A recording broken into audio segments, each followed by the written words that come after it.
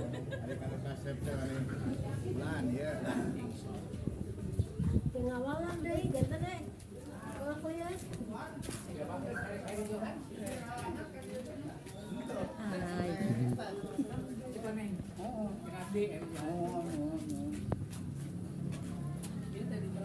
Dadah. Video. Mereka mana gua teh? Jalan-jalan. Ya, urang mah serius coba. Sok we lah.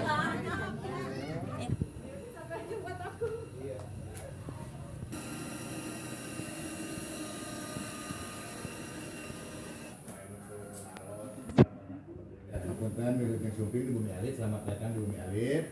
Jadi banyak orang yang bertanya Bumi itu apa, kenapa ini Bumi Alit berpakai jaro, padahal Bumi itu sama dengan museum. Yang disimpan di sini itu pedang ini cindera mata dari Sidin Ali. Ya gitu. Kenapa dipakai jaro? Karena ini diamanatkan oleh Prabu Porosmora atau Syekh Abdul Iman. Sebelum wafat beliau amanat kepada anak cucunya, siapa saja bisa lusa mujarab ke tempat saya tidak perlu mencari makam, tapi cukup cari cirinya ini pedang. Makanya setelah beliau wafat, untuk menjalankan amanat beliau dibangunlah suatu tempat namanya Bumi Alit untuk menyimpan pedang cindera mata dari Sidin Ali itu. Makamnya di mana? Walau alam sampai sekarang pun rahasia. Tapi insya Allah ini seputaran Panjalu gitu ya.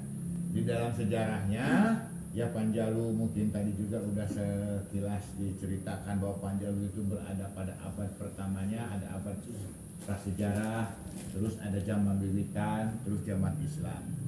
Abad prasejarah itu berada di dalam Gunung Bitung. Gunung Bitung itu sang yang tunggal Ratu Galuh Nyakrawati Nusa Jawa, turun ke Babarbuana, turun Ratu Galuh Sajagat, turun ke Cipta Parmana Dewa. Cipta Parmana punya anak 3, satu Ratu Pramana Dewi, kedua Bertam Begraja Gulingan, yang ketiga Sang Hyang Ponggang Sarumanghyang. Nah, Sang Hyang Ponggang Sarumanghyang itu yang di Talaga Kuningan, di Sang Hyang.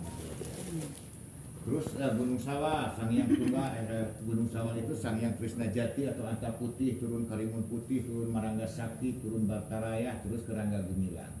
Rangga Gumilang dengan Ratu Pramana Dewi ada pernikahan. Di sana baru ada kerajaan Panjalu. Ya. Kerajaan pertama ada di Batu Datar, Karangtengan Gunung Sawah, cuma tidak lama pindah ke Karangluhur.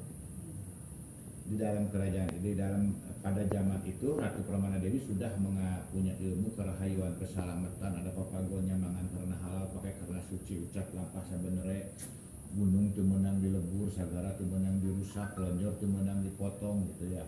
Pokoknya itu udah ada interaksi manusia dengan manusia, silih asah silih asuh.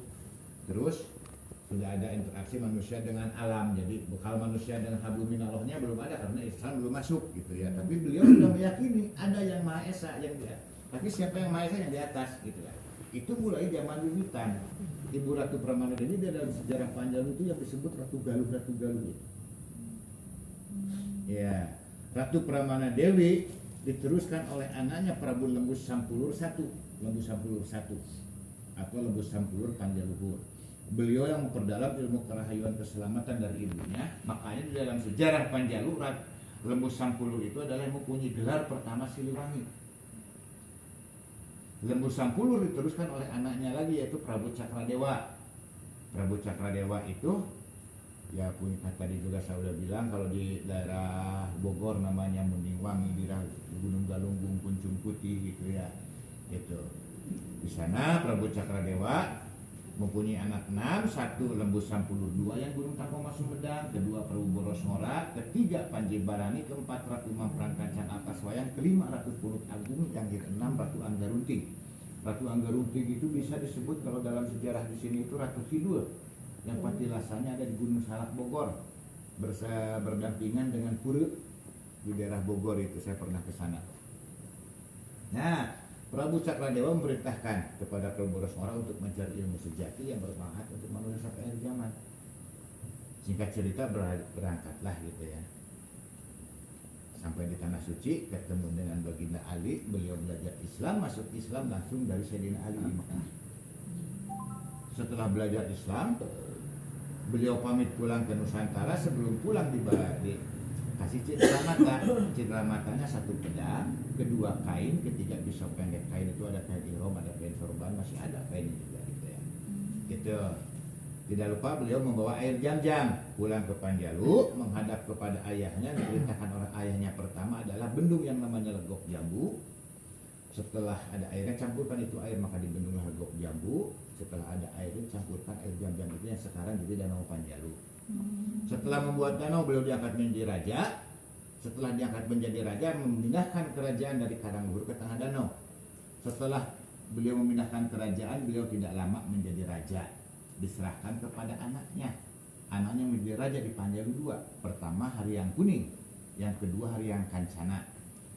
Haryang Kuning menjadi raja, yang makamnya sekarang ada di sebelah selatan. Haryang Kuning itu nantinya itu beliau dari Kawasen. Ya. Terus diganti oleh anak adiknya itu Haryang Kancana. Haryang Kancana yang makamnya tengah danau itu. Setelah beliau menyerahkan kerajaan, beliau kemana beliau itu banyak siar agama keliling dari satu tempat ke tempat lain seluruh Nusantara. Cuman di mana beliau siar agama, nama dan julukannya pun berbeda setiap tempat itu. Pertama beliau ke daerah Garut, nama beliau di Garut adalah Kian Santang atau Sunan Rahmat Suci. Iya.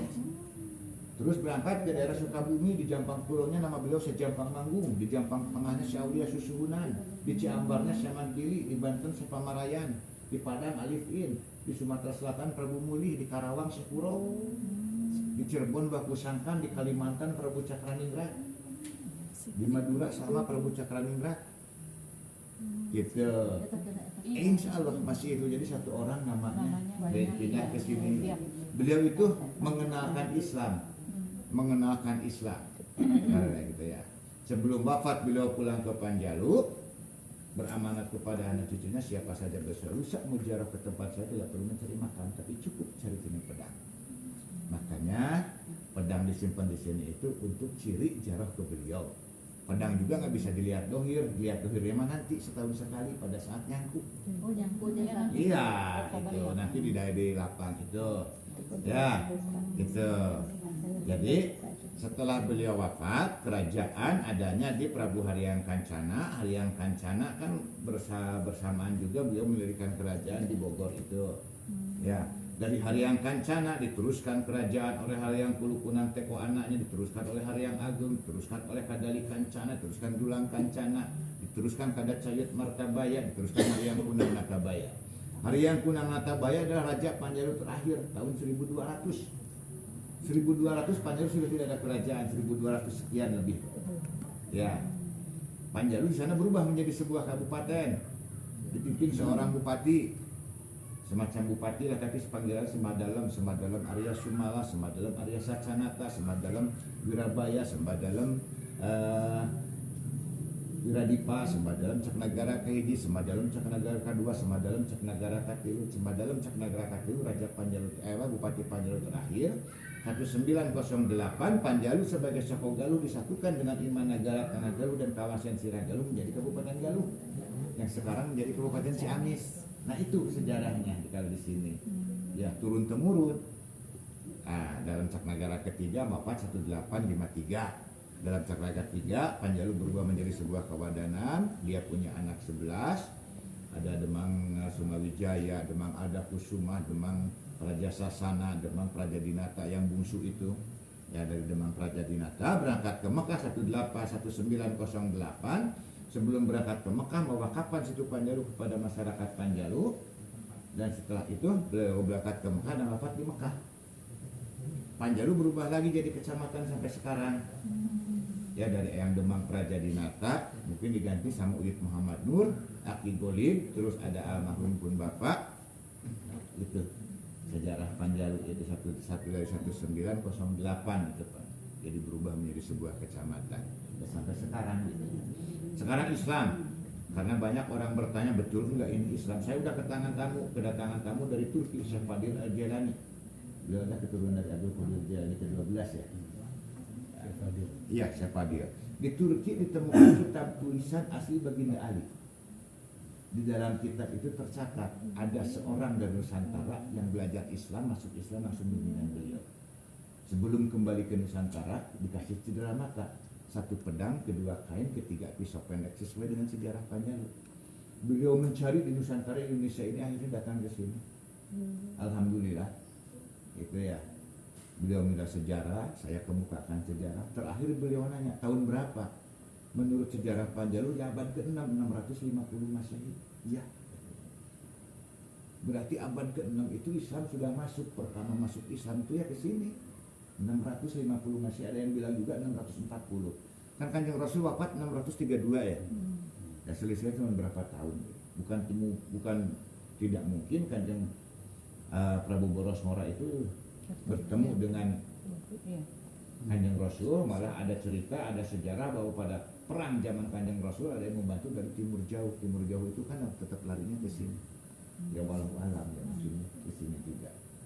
Ya itu mungkin sekilas sejarah. Nah, kenapa di sini dipakai Jaroh? Karena itu untuk Prabu Boros Ngora, karena makamnya sampai sekarang pun dirahasiakan.